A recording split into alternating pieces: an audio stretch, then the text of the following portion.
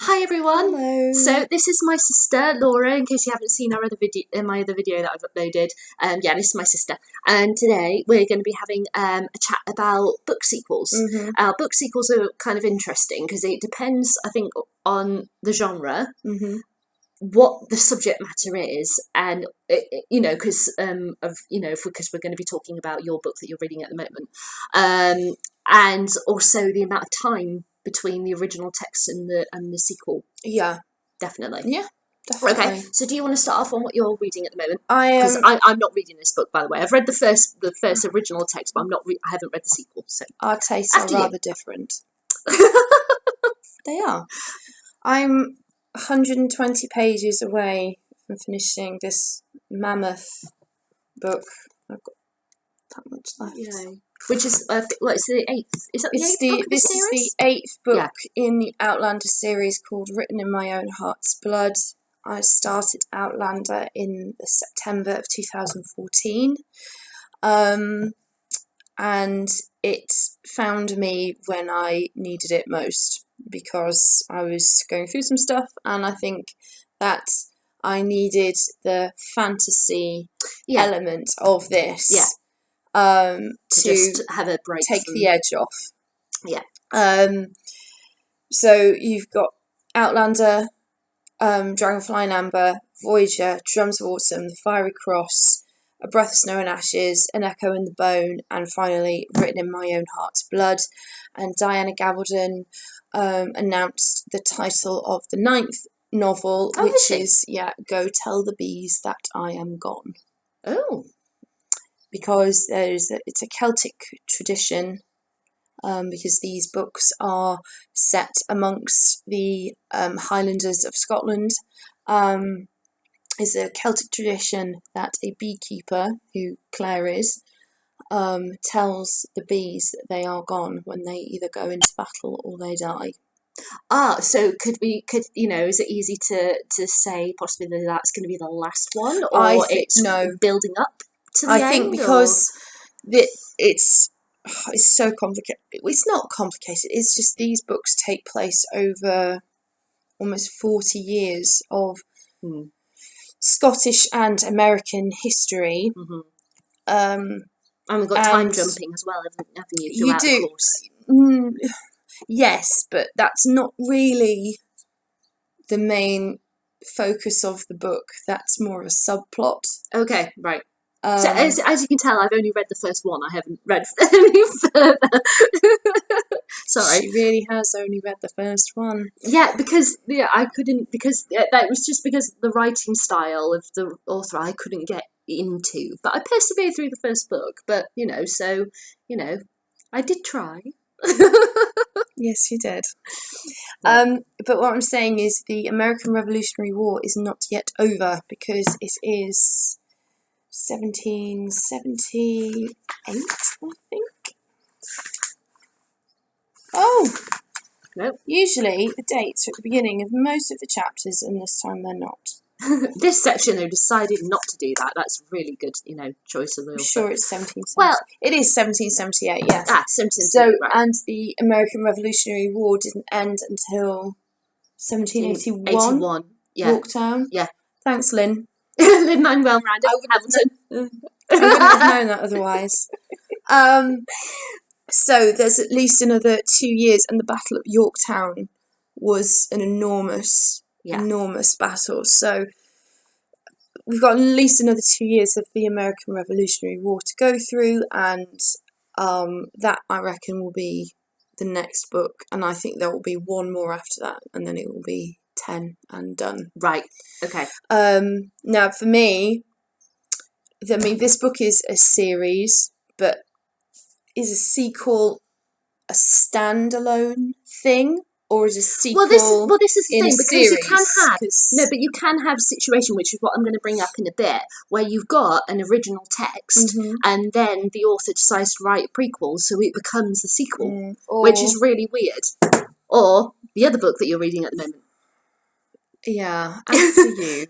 Well, yeah, I mean, obviously this is the sequel to Me Before You. I've read Me Before You, just so you're aware, but I haven't read the sequel, so.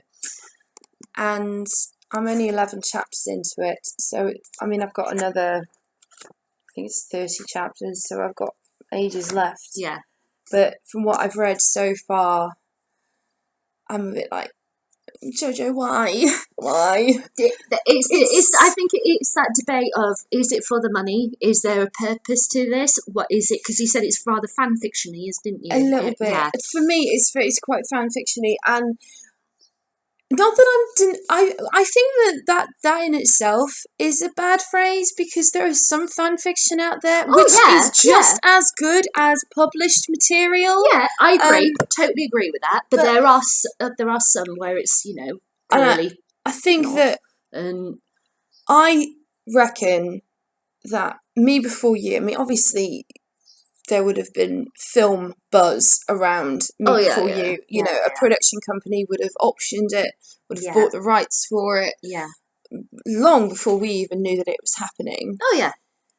I wonder if her publisher said to her, look, Jo, we think this is going to be massive. Yeah.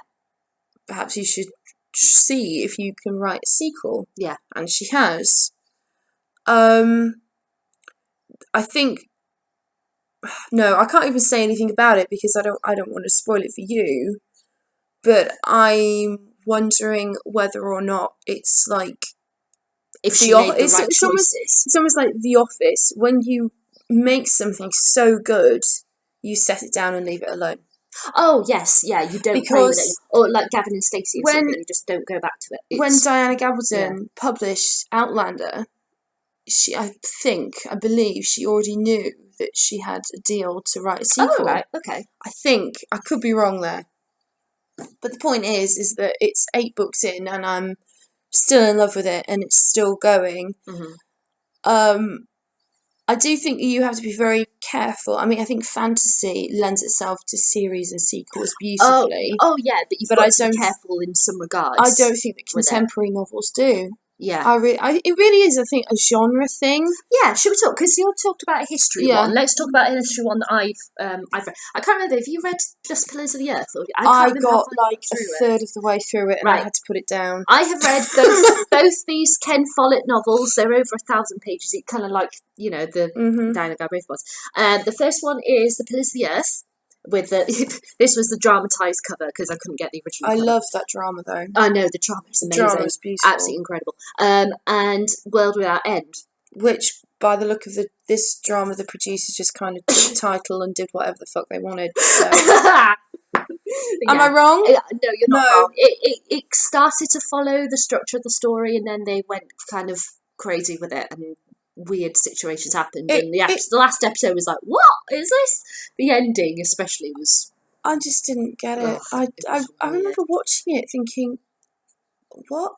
Yeah. I just, because you told me about the book, because I hadn't read the book. Yeah. And you told me the ending of the book, and I was like, that's not what happened in the drama. Okay. Yeah. But anyway, right. So, just so you're aware, it's set in medieval times, the first one, Pillars of the Earth, and it follows a town and them building a cathedral, and all the characters who get involved with it, all their lives intertwining, all that jazz. And then World Without End is set many years later. I think it's a century later, isn't it? It's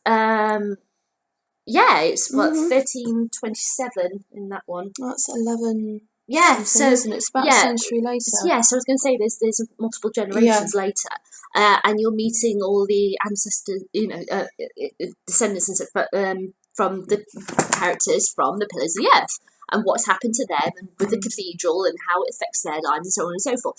So, for a historical novel, I think it depends. If for the sequel, it's quite important how many years have passed between each book. I think that was a wise choice on Ken Follett's part, definitely. Because he could have been tempted to pick it up where he'd left off. Yeah. And I think that's the problem. Yeah. Like in between Dragonfly and Amber and Voyager, there's a gap of 20 years for one reason or another. Yeah.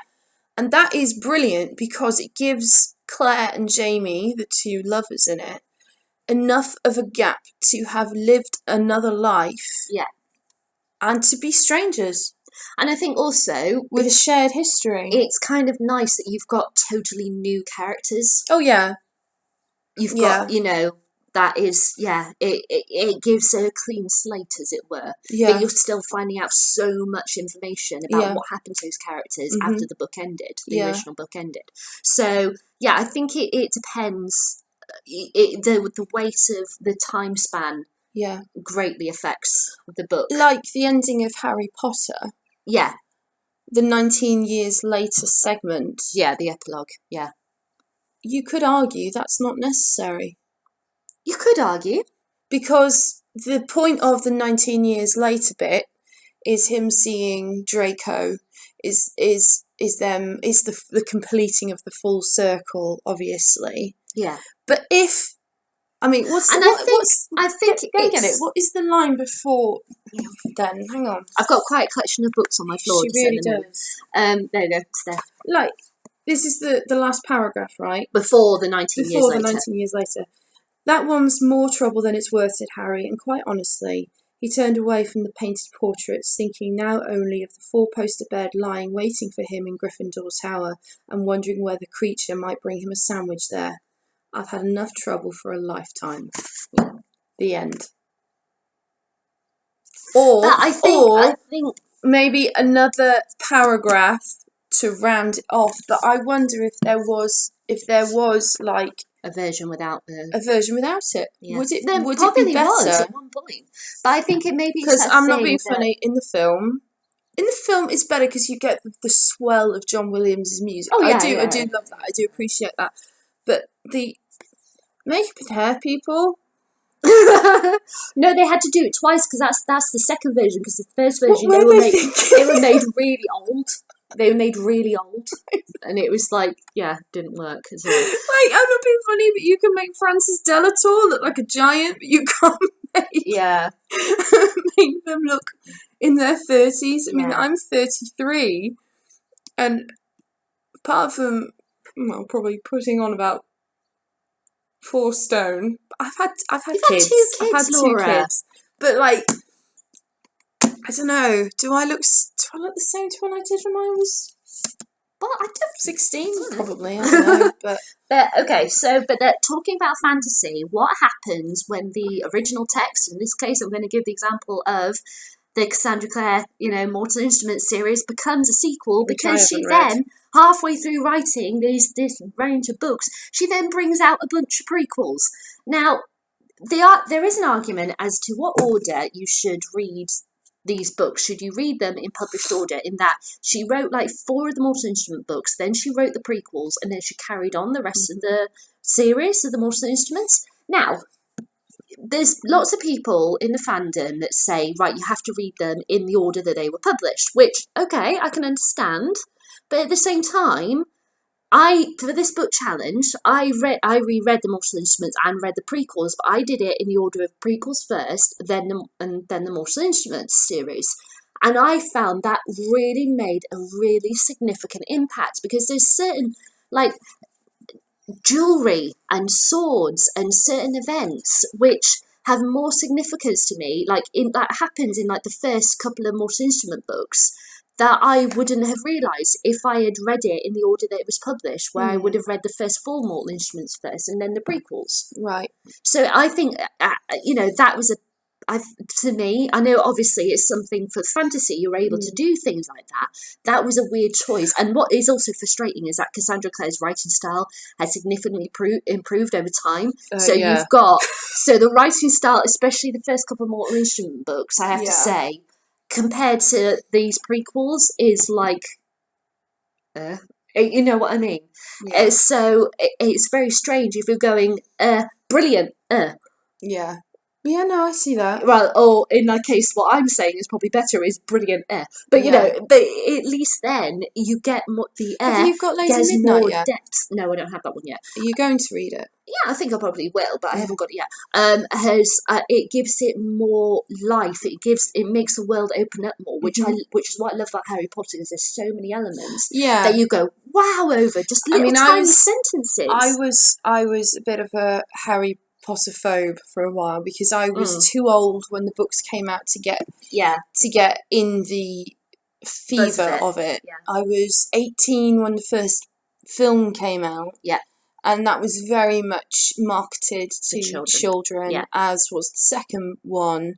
But then the darkness. It's kind of like with the books. Yeah. The first two books are very, in a sense, childlike, you could argue, in the way it's written. And then the darkness starts to creep in and everything shifts. I've read the first 4 books. Yeah. Because I'm really all for... Diana Gabaldon is very, very lucky that I have read one after the other, after the other, after the other of this, because I don't usually do that. No. Because you get onto something... and you'll stick with it for a period of time, and then your mind will shift to something else, won't it? If an author has not grabbed me within the first 200 pages, I abandon it. I'm pretty ruthless, I've got to say. I loved reading the first 2 Harry Potter books. Yeah. Prisoner of Azkaban raised the bar higher. Yeah. Goblet of Fire is a funny one, because it's good, but it doesn't... It's a weird a huge vehicle to get to Voldemort coming back. Well, that's the thing. It's kind of like it's seeing puzzle pieces, and then finally, but you don't realise they're puzzle pieces until Voldemort comes back, and then you draw back and you see the puzzle made in front of you. Yeah. It's a very interesting one. Order of the Phoenix, you can argue, is kind of the same. Mm-hmm. In which you could argue not much happens, which I would say otherwise, but you know. But yeah, it's kind of like that build up to the prophecy. You see, there's a thing like that with the Fiery Cross, which is the 5th book in the Outlander series. I had got through the first 4 books in either a month or 2 months each. Yeah. And it took me almost 6 months to read the Fiery Cross because it is 1,400 pages long. Mm. It is about building a community which is slower than molasses if you are not... Because I think another thing with it is culturally as well, because I'm not American and I don't know all the facets and all the details of the American Revolutionary War. Yeah. It was like, I don't understand what's going on here, because there was a pre-show war, if you like, called the War of Regulation, which then turned into the American Revolutionary War. Yeah. And that's what that one is concerned about. And they're camping constantly, and it was just 3 blocks of really long, like there was a wedding, there was a battle, and I'm not even kidding, it was like 30 chapters on one day. It was interminable at some point. I was like, what is this?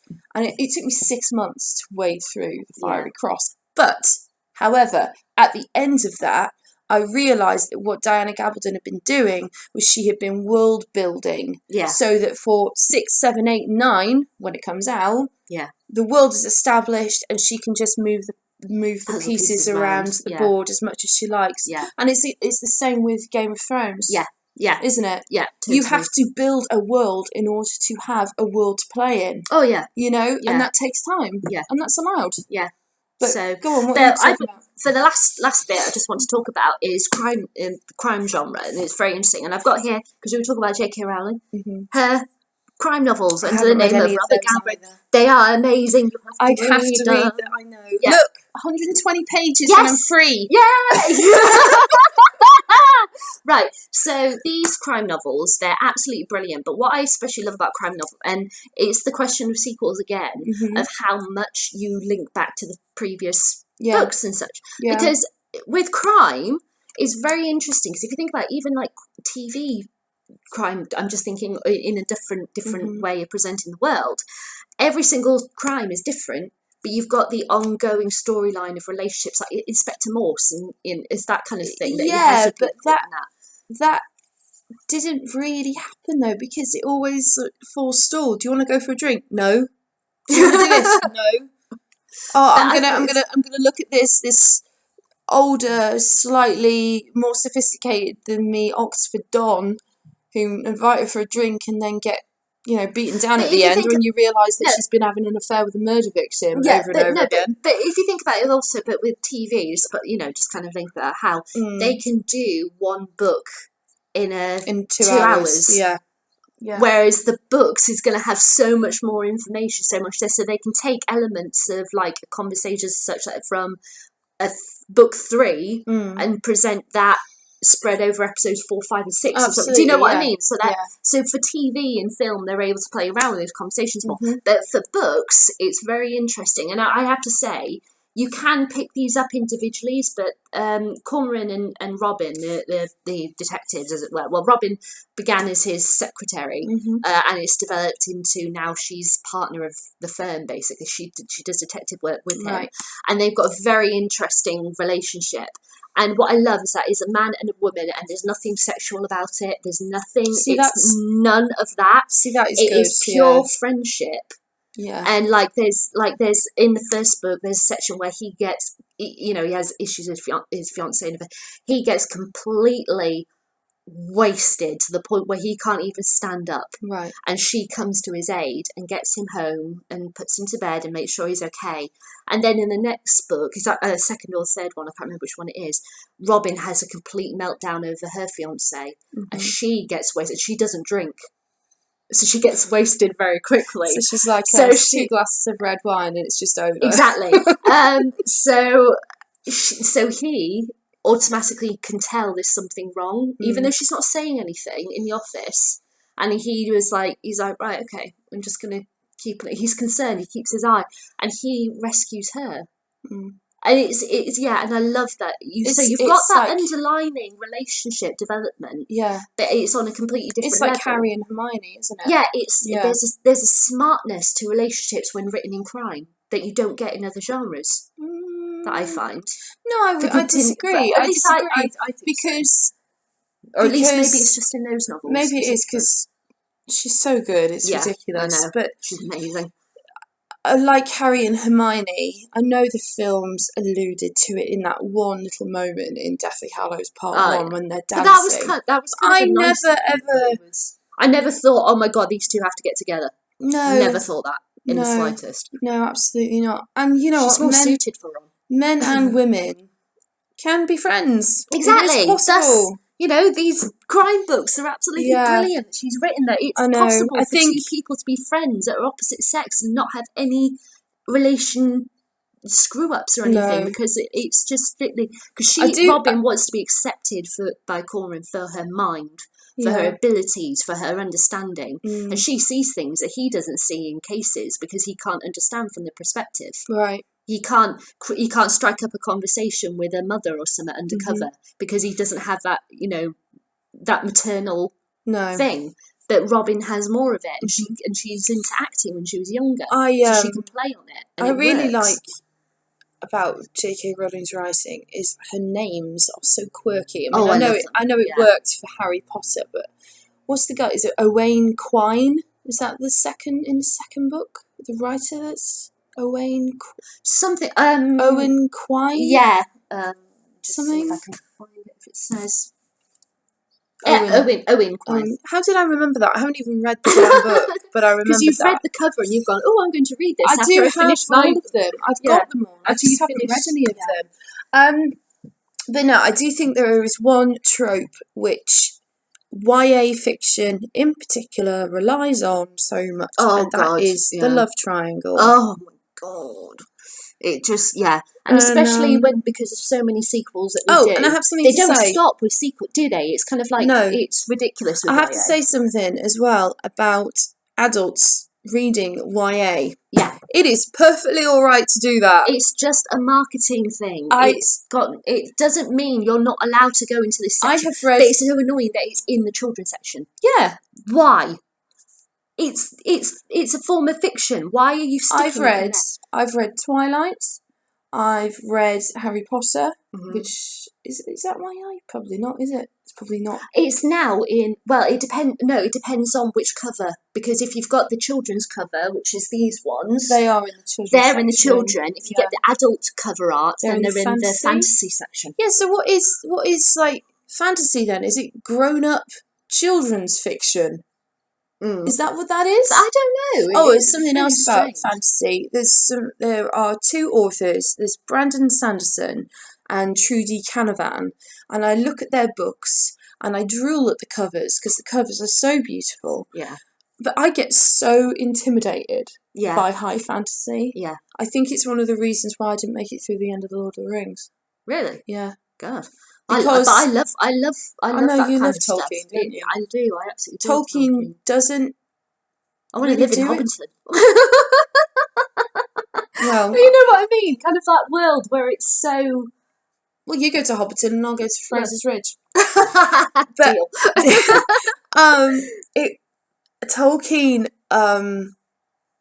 Again, I've seen the films, although I did think the Hobbit films were massively overinflated and kind of unnecessary. I say otherwise, but I'm not going to get into that argument here because it'll go on for like an hour. So. But no, I tried to read The Lord of the Rings and I just couldn't do it. Right. I just could not do it. It was Tom bloody Bombadil, which I know means I only got through like a third of the book, less than a third. And he's only in for a little bit. Yeah, and I couldn't do it. I couldn't do it. Right. It'd be interesting if you read the Game of Thrones books then. Yes, I did. I read the first Game of Thrones book. No. Oh, sorry. I read the first one, and I'm really looking forward to reading the Throne of Glass series by Sarah J Maas, which is a YA series. Yeah. I also really want to read A Court of Thorns and Roses, which is another YA series. You know, but it's very interesting about where we're saying about things get placed. So, like, because there's a writer, Ransom Riggs, who writes the Miss Peregrine series, and his books are in the horror section, upstairs, adult horror section, and a couple of weeks ago, Waterstones in Cheltenham, which I go to regularly, moved him into YA, and it was a bit like, why? That's interesting. It was just, why has that happened? Marketing. And we were in yesterday, and a woman was asking where this guy, came over to YA, and she was trying to find these books, and she asked our advice and such, and he couldn't tell her where Neil Gaiman books were, and I piped up, well, he's actually upstairs, he's in the fantasy section because he doesn't belong in YA, and I was like, do I know the layout of this store better? It's so hard. It is really difficult because you do get some authors where you can't categorise them. No.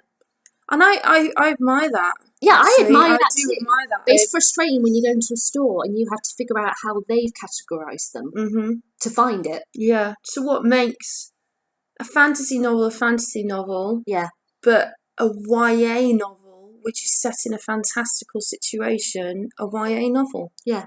Why isn't A Court of Thorns and Roses sitting next to the Mistborn trilogy by Brandon Sanderson? Yeah, it's really... weird. Is it a male thing? Oh, I never Is it a gender thing? Because a lot of YA is directed mainly for girls, isn't it? A lot of YA is written by women, and a lot of fantasy is written by men. That's very true. I never thought of that. Wow, there you go. Is that a thing? I don't know. I don't know. But there's so many beautiful YA books I really want to read, but I've got to finish Outlander first. Yes. So. And do you think we should finish there for this video? Because we've been going on for quite a while. 28 minutes. Like, how do we do this? This is silly. This is good. This is, we're having a conversation. We're having an open conversation. We invite you all to get involved if you want to write any comments or give us thumbs up, thumbs down, what you think. But yeah, it's been interesting chat, isn't it? We'll have to do this again sometime, won't we? We will. So yeah, but anyway, I think we should stop there. So that's generally what we think about sequels and YA and such. So yeah, and YA needs more recognition as well. It does. It really does. Because I'm sorry, but some of the most pretentious books I've ever read have come out of adult fiction, and some of the best books I've ever read have come out of YA fiction. Yeah, and I think there's a need for more diversity within YA fiction. If I see another cover with a white girl with a sad look on her face, I'll scream. But I think that it's the thing that YA's got is sophistication now to it and a smartness that YA did not exist. YA did not exist when I was a teenager. Oh no, did it? It didn't exist when we were. It was children or adults. Yes, that was it. There was no middle ground. I wish so much that YA had existed when we were teenagers. Oh, me too. It's just the booktubers who are in their early 20s now, who grew up in the Harry Potter era and were that age, are so lucky. Yeah. They have no clue how lucky they are. But it's interesting seeing established writers now writing for YA, because I bought the other day Sophie Kinsella You know how she does the Shopaholics and all that lot? I've got all of her books. Philippa Gregory's. She's written a YA called Finding Audrey. Philippa Gregory has got her, I think Stormbringer is her series in YA, and Cecilia Ahern. Yeah. With Flawless. So it's something that established writers are catching on to. It's I think it's something that the publishing houses are catching on to. But it's interesting how you've got these writers who've written loads and loads for adult, and they're trying something different, and that's very interesting that they're adapting. It is to the. They've recognised the power of the young audience, so, at last. Yeah, thank God. Because they never bloody did when we were teenagers, did they? No. It was always like... Sweet Valley High. Oh, are you there, God? It's me, Margaret. No, I ain't having that. No. Don't you diss Judy Blume. I'm not dissing Judy Blume.